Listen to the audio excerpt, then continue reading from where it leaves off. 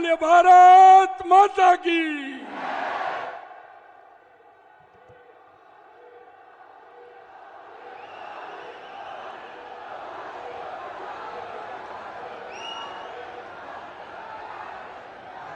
भारत माता की।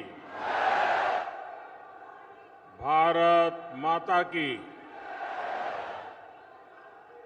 आबूराज की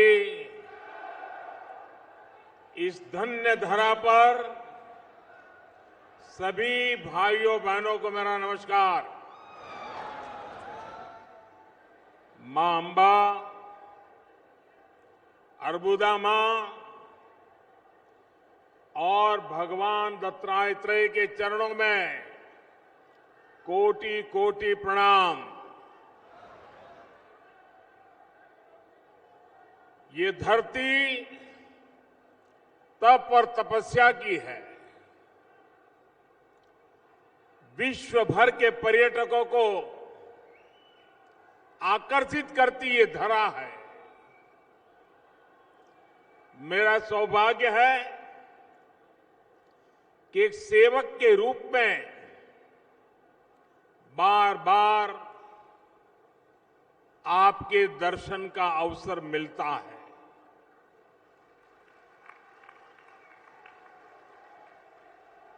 और आपसे किए हुए वादे को भला मैं कैसे भूल सकता हूं। जब मैं नवरात्र के दौरान आया था तब आपसे कोई बातचीत नहीं कर पाया था। कानून की मर्यादाएं थी और डिसिप्लिन में रहना मेरा स्वभाव और संस्कार है। लेकिन उस दिन आपके दर्शन करने का मुझे जरूर सौभाग्य मिला था।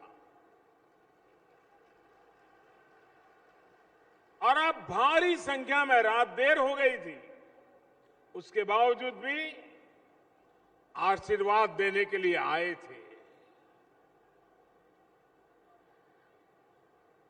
मुझे लग रहा था कि मैं बिना बात किए इतनी बड़ी तादाद में आए, आपको नाराज करके जा रहा हूं। पता नहीं आपका गुस्सा कितना निकलेगा, लेकिन ये आपके संस्कार है, ये आपके मन का बड़प्पन है, ये आपकी ऊंचाई है कि आपने उस परिस्थिति को स्वीकार किया और मुझे आशीर्वाद दे करके आपने यहां से विदाई दी। वो दृश्य मेरे जीवन में एक संस्कार देने वाला महत्वपूर्ण दिवस रहा था। और वो आप सबके उदार व्यवहार के कारण। वरना सार्वजनिक जीवन में तो पल दो पल में जिंदाबाद मुर्दाबाद शुरू हो जाता है। और आज मैं देख रहा हूं आपने उस प्यार को अनेक गुना बढ़ा करके इतनी गर्मी में आप आशीर्वाद बरसाने के लिए आए हैं।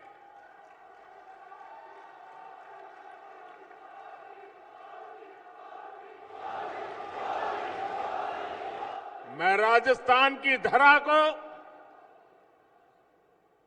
यहां के संस्कारी भाई बहनों को और आबू के विशेष करके मेरे भाई बहनों को मैं आज शीश झुकाकर प्रणाम करता हूं।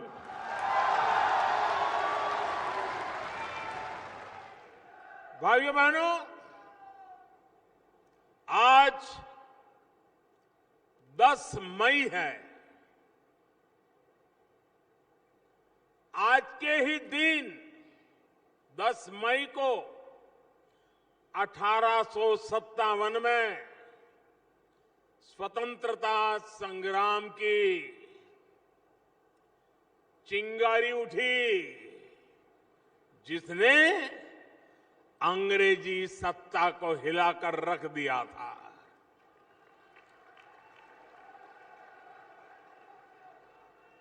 आज के दिन विदेशी आक्रांताओं के विरुद्ध सैकड़ों वर्षों से चले आ रहे संघर्ष को एक नई दिशा मिली थी। इसलिए आज के दिन वीर भूमि राजस्थान आना मेरे लिए बहुत गौरव की बात है। और इतिहास गवाह है कि 1857 के स्वतंत्रता संग्राम के जो वीर नायक थे, कई वीर नायक उस समय राणा प्रताप की इस पवित्र धरती पर आकर के अपनी योजनाएं बनाते थे। राजस्थान की माताओं और उनके वीर संतानों ने मां भारती के मस्तक को हमेशा गर्व से ऊंचा रखा है। मैं आजादी के लिए समर्पित पूरे देश के हर वीर वीरांगना को इस वीर धरा से आदरपूर्वक, श्रद्धापूर्वक नमन करता हूं। कल ही देश ने महाराणा प्रताप जी की जन्म जयंती भी मनाई है। पूरे देश ने, पूरे राजस्थान ने महाराणा प्रताप के शौर्य को नमन किया है। साथियों, आप लोगों को संभवतः पता हो, उस समय जो महाराणा प्रताप के साथी थे, सहयोगी थे, वो युद्ध भूमि में महाराणा के साथ अपना भी योगदान दे रहे थे। लेकिन इतिहास ने करवट बदली, स्थितियां बदली, लेकिन स्वाभिमानी लोग मुगल सल्तनत के सामने झुकने को तैयार नहीं थे। और इसलिए उस समय के राणा प्रताप के जो साथी थे, उसमें जो आदिवासी समाज ने बढ़ चढ़ करके राणा प्रताप को साथ दिया था,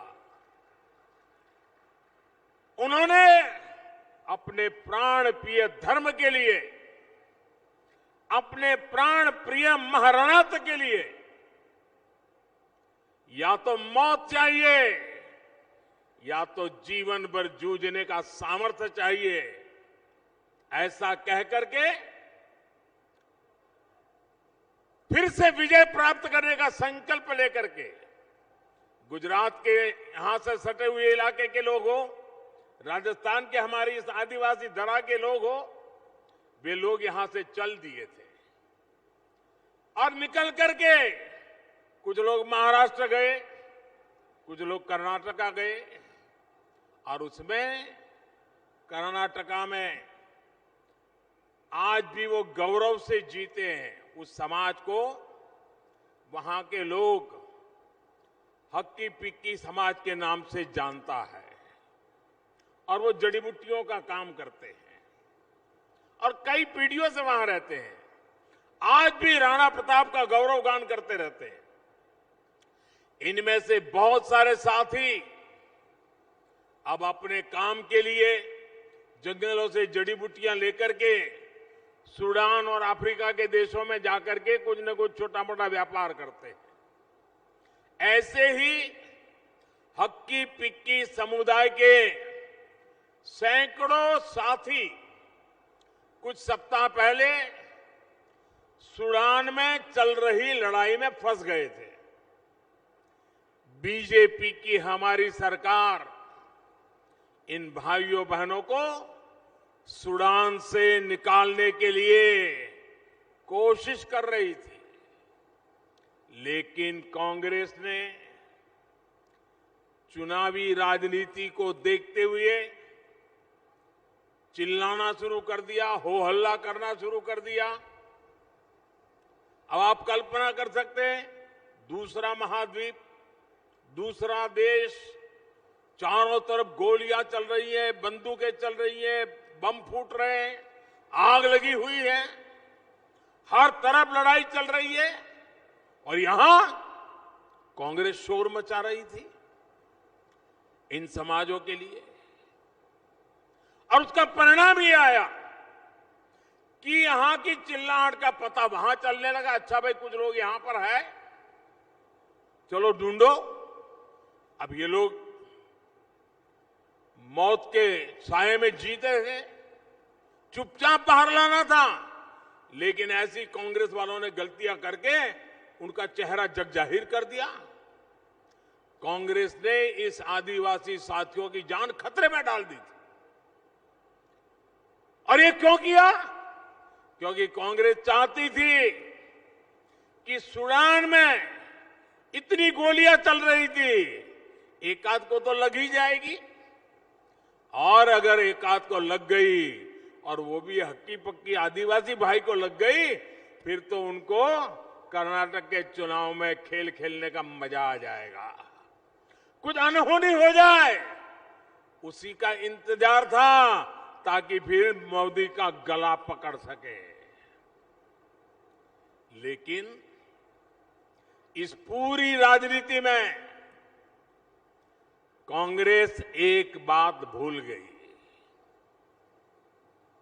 मुझे लगता है अभी भी वो मोदी को पहचान नहीं पाई है।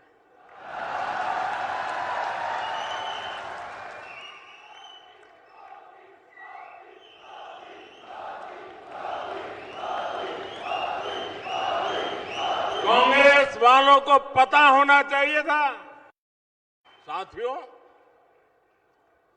मोदी का नुकसान करने के लिए, बीजेपी का नुकसान करने के लिए कांग्रेस देश का नुकसान करने से भी बाज नहीं आती। जब देश में कोरोना महामारी आई, 100 साल का सबसे बड़ा संकट आया, तब भी कांग्रेस ने अफवाह फैलाने की कोशिश की, वैक्सीन के मुद्दे पर लोगों को भड़काया। कांग्रेस चाहती थी कि ज्यादा से ज्यादा लोगों की मृत्यु हो, और वो मौके की तलाश में थे कि मोदी की गर्दन कैसे पकड़े। लेकिन मोदी इन लोगों की धमकियां और साजिशों के आगे न झुका है न झुकता है। अगर मोदी झुकता है तो 140 करोड़ देशवासियों के सामने झुकता है। आप ही मेरे मालिक हैं। साथियों, भारत ने अपनी वैक्सीन बनाई, अपने लोगों की जान बचाई, इतना ही नहीं, दूसरे देशों को भी मदद की। साथियों, कांग्रेस की स्वार्थ की राजनीति का परिणाम राजस्थान को भी उठाना पड़ रहा है। आप पिछले 5 वर्षों से राजस्थान में राजनीतिक लड़ाई का भद्दा रूप देख रहे हैं, भद्दा रूप देख रहे हैं। जनता के हित के बजाय यहां कुर्सी लूटने और कुर्सी बचाने का ही खेल चल रहा है। ये कैसी सरकार है जहां मुख्यमंत्री को अपने ही विधायकों पर भरोसा नहीं है? ये कैसी सरकार है जहां विधायकों को अपने सीएम पर भी भरोसा नहीं है? सरकार के भीतर सब एक दूसरे को अपमानित करने की होड़ लगाए बैठे हैं। जब कुर्सी पूरे 5 साल संकट में ही पड़ी रही हो, तो ऐसे में राजस्थान के विकास की किसे परवाह होगी। इसलिए ही आज कांग्रेस शासन में राजस्थान में कानून और व्यवस्था पूरी तरह तबाह हो चुकी है। जिस राजस्थान में गंभीर अपराध सुनने में कम ही आते थे, वहां अब अपराधी बेखौफ होकर घूम रहे हैं और अपने वोट बैंक की गुलामी कर रही कांग्रेस कुछ लोगों के तुष्टीकरण करने के लिए कार्रवाई करने से भी डर रही है। साथियों, कांग्रेस सरकार के इस रवैये की राजस्थान की माताओं, बहनों, बेटियों को सबसे बड़ी कीमत चुकानी पड़ी है। राजस्थान में महिलाओं से जुड़े अपराध चरम पर है। यहां तक कि उन्हें तीज त्योहार भी शंका आशंका के बीच मनाने पड़ते हैं। भाइयों और बहनों, 2 दिन बाद 13 मई को जयपुर बम धमाकों की बरसी है। 2 दिन बाद जयपुर में सीरियल ब्लास्ट करके आतंकियों ने हमसे अनेकों स्वजन छीन लिए। आज भी उनके परिवार इस उम्मीद के साथ जी रहे हैं कि एक ना एक दिन उन्हें न्याय मिलेगा। लेकिन राजस्थान की कांग्रेस सरकार ने वही किया जिसके लिए कांग्रेस कुख्यात रही है। उसका इतिहास कुछ कुख्यात रहा है, उसके कारनामे कुख्यात रहे हैं। कांग्रेस ने तुष्टीकरण के लिए हमेशा आतंकियों पर नरम रुख अपनाया है। कांग्रेस आतंकी विचारधारा के साथ खड़े होने का कोई मौका नहीं छोड़ती। इसी सोच की वजह से राजस्थान की कांग्रेस सरकार ने जयपुर बम धमाके के केस में कमजोर पैरवी की। इसके कारण धमाकों के आरोपी छूट गए। कांग्रेस अब लीपापोती की चाहे जितनी कोशिश करे, लेकिन उसकी सच्चाई पूरे देश के सामने आ चुकी है। साथियों, कांग्रेस ने दशकों तक जिस प्रकार की राजनीति की है, उसमें दलित, पिछड़े और आदिवासी समाज का सबसे अधिक अहित हुआ है। आदिवासी समाज ने तो बरसों तक कांग्रेस पर भरोसा किया, लेकिन क्या मिला? सिर्फ अभाव, असुविधा और अवसरहीनता। सिरोही जिला हो, जैसलमेर हो, करौली हो, बारां हो, इन जिलों में कांग्रेस के कुशासन के कारण विकास नहीं हुआ। कांग्रेस ने जिलों को पिछड़ा घोषित करके पल्ला झाड़ दिया था, जबकि जिलों में ज्यादातर आदिवासी समाज भी था। आपने बीजेपी को अवसर दिया तो हमने इन जिलों में विकास की आकांक्षा जगाई, इनको आकांक्षी जिला घोषित किया, एस्पिरेशनल डिस्ट्रिक्ट के नाते काम शुरू किया। आज सुबह ही मैंने नाथद्वारा में अभी हमारे अध्यक्ष जी इसका वर्णन कर रहे थे। आज नाथद्वारा में 5,000 करोड़ रुपए से अधिक के विकास कार्यों का शिलान्यास और लोकार्पण किया है। इसका भी सबसे अधिक लाभ राजस्थान के आकांक्षी जिलों को होगा। उदयपुर और शामलाजी 6 लेन हाईवे से राजस्थान के उदयपुर, डूंगरपुर और बांसवाड़ा क्षेत्रों को बहुत फायदा होगा। बिलाड़ा जोधपुर सेक्शन बनने से जोधपुर और बॉर्डर एरिया तक पहुंच सुलभ हो जाएगी। 4 भुजा और निचली ओड़न के प्रोजेक्ट से कुंभलगढ़, हल्दीघाटी और श्रीनाथ जी के दर्शन करना और आसान हो जाएगा।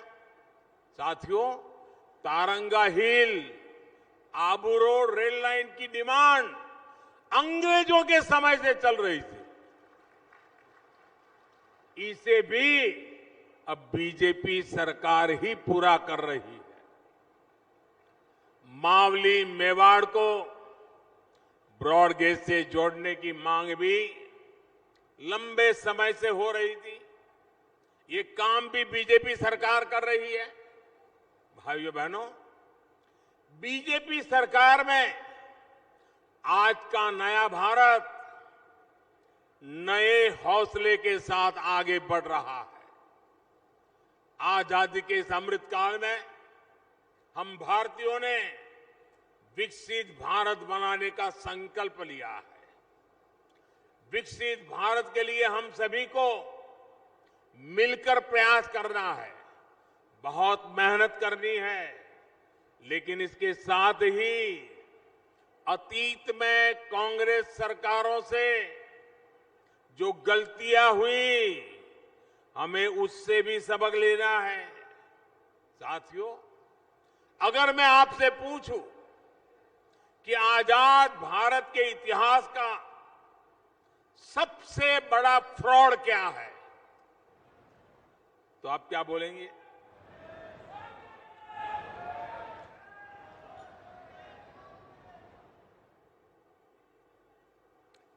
मुझे मालूम है क्या बोलेंगे। कोई कहेगा 2G घोटाला, कोई कहेगा कोयला घोटाला, कोई कहेगा बोफोर्स घोटाला, कोई कहेगा हेलीकॉप्टर घोटाला, कोई कहेगा यूरिया घोटाला। सबके अपने अपने जवाब हो सकते हैं। लेकिन आजाद भारत के इतिहास में एक और बड़ा घोटाला, एक और बड़ा फ्रॉड, एक और जबरदस्त धोखा जनता के भावनाओं पर, उनके जीवन पर 50 साल पहले हुआ था। और मैं याद दिलाना चाहता हूं, ये फ्रॉड था कांग्रेस द्वारा 50 साल पहले देश में गरीबी हटाने की गारंटी। कांग्रेस की हर गारंटी के साथ कांग्रेस के नेता और अमीर हो जाते हैं और देश का नागरिक और गरीब हो जाता है। कांग्रेस के इसी फ्रॉड के कारण 2014 तक देश के 10 करोड़ से ज्यादा परिवारों के पास शौचालय नहीं था। कांग्रेस के इसी फ्रॉड के कारण 2014 तक करीब 50 करोड़ लोगों का बैंकों में खाता तक नहीं था।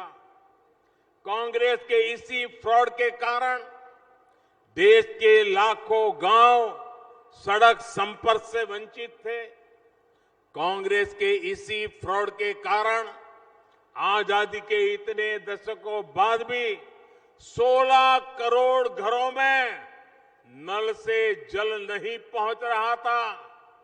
कांग्रेस ने 50 साल पहले गरीबी हटाओ का ये फ्रॉड शुरू करके बरसों तक हर चुनाव में इसे बुनाया, गरीब को झूठा वायदा कर बरसों तक तरसाया। साथियों, 2014 के बाद से बीजेपी सरकार ने कांग्रेस के इस सबसे बड़े फ्रॉड की सच्चाई देश के सामने रख दी है। बीते 9 वर्षों में बीजेपी सरकार ने गरीब कल्याण के जो काम किए हैं वो अब तक देश में जितनी भी कांग्रेस सरकारें बनी है वो उनके काम से ज्यादा है। दोस्तों, ये बीजेपी सरकार की मेहनत है जिसकी वजह से आज देश के करीब 50 करोड़ गरीबों के बैंक खाते खुले हैं। ये बीजेपी सरकार की मेहनत है जिसकी वजह से आज देश में 10 करोड़ से ज्यादा शौचालय बने हैं। ये बीजेपी सरकार की मेहनत है जिसकी वजह से आज देश में 9 करोड़ नए परिवारों तक पाइप से साफ पानी पहुंचने लगा है। मैं इस क्षेत्र की माताओं बहनों को याद दिलाना चाहता हूं, मैंने आपसे वायदा किया था कि आपके जीवन से मुश्किलें कम करूंगा। आज राजस्थान के 40 लाख से अधिक परिवारों को नल से जल की सुविधा मिल चुकी है। राजस्थान की लाखों ग्रामीण बहनों को मुफ्त गैस कनेक्शन मिल रहा है। राजस्थान के लगभग 19 लाख गरीब परिवारों को पक्के घर की सुविधा मिली है। इनमें से अधिकतर हमारी माताओं बहनों के नाम पर है, वरना हम तो जानते हैं हमारे यहां तो परंपरा रही, घर होगा पुरुष के नाम पर, दुकान होगी पुरुष के नाम पर, खेत होगा पुरुष के नाम पर, गाड़ी होगी पुरुष के नाम पर, स्कूटर होगा पुरुष के नाम पर, महिला के नाम पर कुछ होता ही नहीं। मोदी ने बदल दिया। हमने जो प्रधानमंत्री आवास योजना बनाई, ये घर ज्यादातर महिलाओं के नाम कर दिया हमने। और आपको मालूम है आजकल जो घर बनते हैं ना वो मामूली नहीं बनते। एक एक घर के पीछे लाख रुपए से भी ज्यादा खर्च होता है, लाखों रुपए का खर्च हो रहा है। और जब ये घर की मालिक झुग्गी झोपड़ी में रहने वाली, फुटपाथ पर जिंदगी गुजारने वाली मेरी गरीब मां, मेरी दलित मां, मेरी आदिवासी मां जब उस घर की मालिक बन जाती है ना, लाखों के घर की मालिक बनती है, तो मुझे संतोष होता है कि वाह, मेरी ये बहनें लखपति दीदी बन गई है, लखपति दीदी। कोई सोच सकता है कि कोई सरकार करोड़ों की तादाद में लखपति दीदी बना दे? ये आपका भाई है जिसने काम करके दिया है। भाई और बहनों, कांग्रेस ने गरीबों को सिर्फ और सिर्फ चिंता दी, असुरक्षा दी।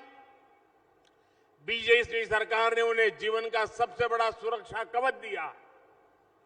बीमा और पेंशन से जुड़ी 3 जन सुरक्षा योजनाओं को कल ही 8 वर्ष पूरे हुए हैं। 8 वर्ष पहले मैंने उसको लॉन्च किया था और प्रीमियम कितना था? ₹1.25 प्रतिदिन प्रीमियम। उसके अंतर्गत चलती थी पीएम जीवन ज्योति योजना और ₹1.5 महीना वो प्रीमियम वाली चल रही थी, एक पीएम सुरक्षा बीमा योजना। और इनसे पहली बार सामान्य परिवारों को दुर्घटना और जीवन बीमा की सुरक्षा मिली। इन दोनों योजनाओं से 30 करोड़ से ज्यादा देशवासी जुड़े हैं। इन योजनाओं के तहत उन परिवारों में संकट आने के कारण और ये ₹1 वाला बीमा होने के कारण, ₹1.5 वाला बीमा होने के कारण अब तक मुसीबत में आए हुए इन परिवारों को 15,000 करोड़ रुपए इन गरीब परिवारों को हम दे चुके हैं भाइयों। 15,000 करोड़ रुपया, यानी लाखों परिवारों को बहुत संकट के समय में ये पैसा मिला है। जब सरकार संवेदनशील होती है, गरीबों की चिंता करने वाली सरकार होती है, तो उसके सोचने का तरीका, काम करने का तरीका, कल्याण किसी का करने का तरीका वो गरीबों से, दलितों से, पीड़ितों से, आदिवासियों से, समाज के पीछे हुए जो समाज है उनके हित में काम करने की होती है। और भाइयों बहनों, बीते दशकों में कांग्रेस और उसके जैसी सोच वाले दलों ने सामाजिक न्याय के नाम पर, सोशल जस्टिस, उस नाम पर भी देशवासियों से विश्वासघात किया है। आजादी के बाद से ही सबसे अधिक पार्टियां सामाजिक न्याय के नाम पर बनी, सोशल जस्टिस का नारा लगाकर बनी, लेकिन इन पार्टियों ने देश को क्या दिया, समाज को क्या दिया? इन्होंने देश को सिर्फ और सिर्फ जातिवाद दिया, गौर परिवारवाद दिया और भ्रष्ट इकोसिस्टम दिया। जब ये दल सत्ता में आते हैं तो अपनी वोट बैंक की भलाई के लिए, समाज के नाम पर जो वोट बैंक बनाई है उसके नाम पर आते तो हैं, लेकिन उनका भला नहीं करते हैं, भावनाएं भड़काते हैं, भला सिर्फ और सिर्फ अपने परिवार के हित साधने में लगे जाते हैं।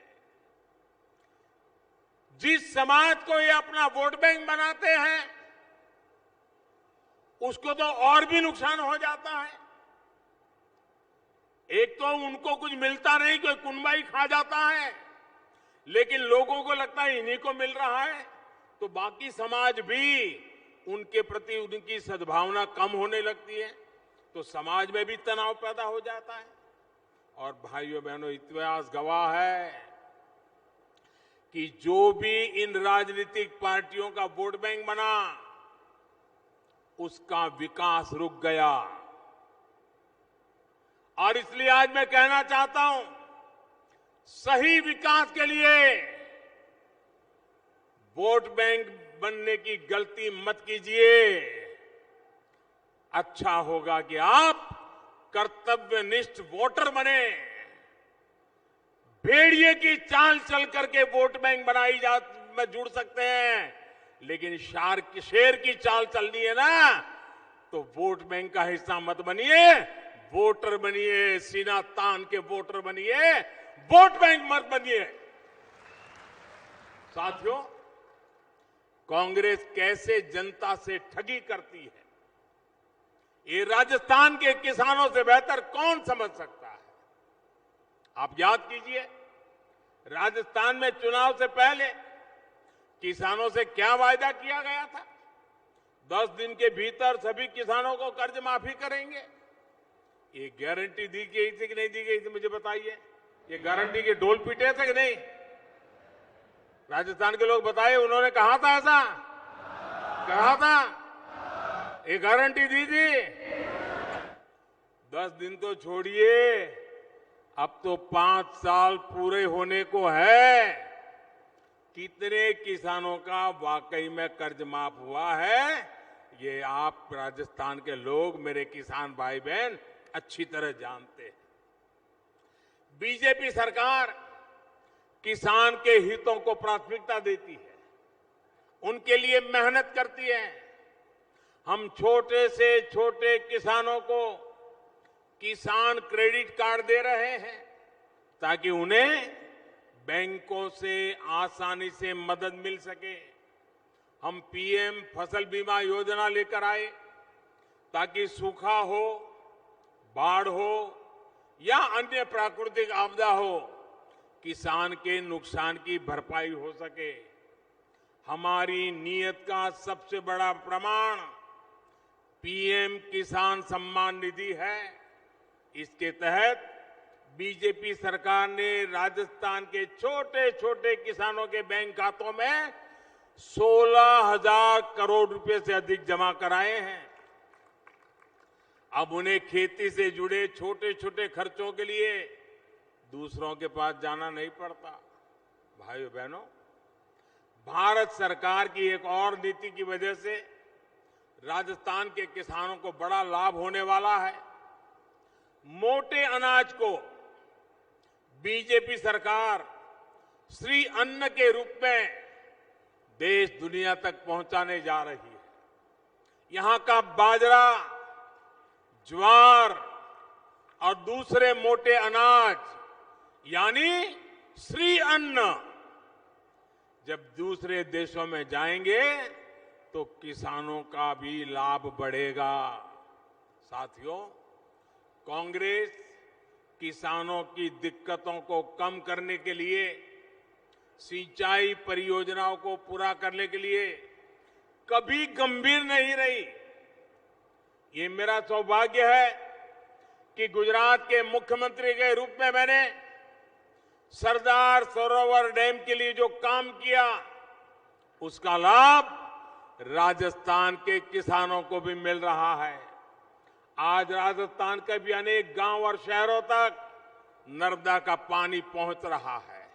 वरना कांग्रेस ने तो कदम कदम पर ये कोशिश की है कि सरदार सरोवर डैम जो नर्मदा योजना के साथ जुड़ा हुआ है उसका काम अटक जाए।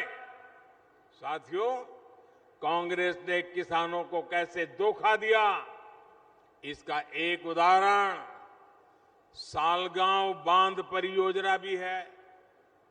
ये परियोजना 4.5 दशक पहले तब बनी थी जब हर जगह कांग्रेस ही कांग्रेस थी, लेकिन कांग्रेस की नीयत खराब थी, इसलिए ये कभी धरातल उतरी ही नहीं पाई।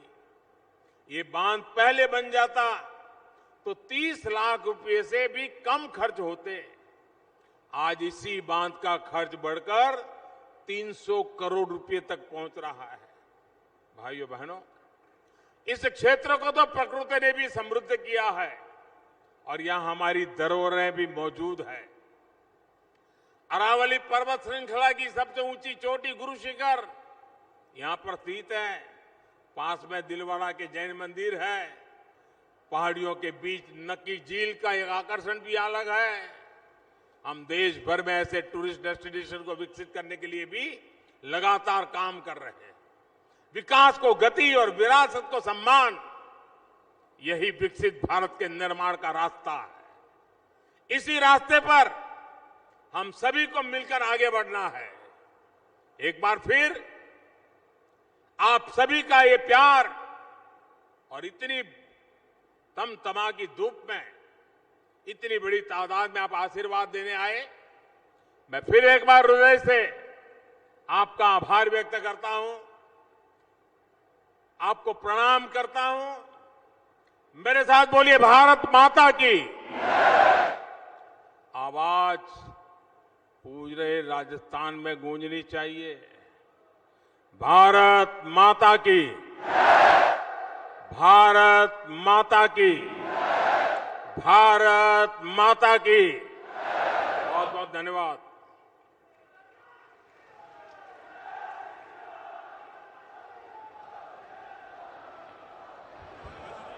जय जय श्री राम।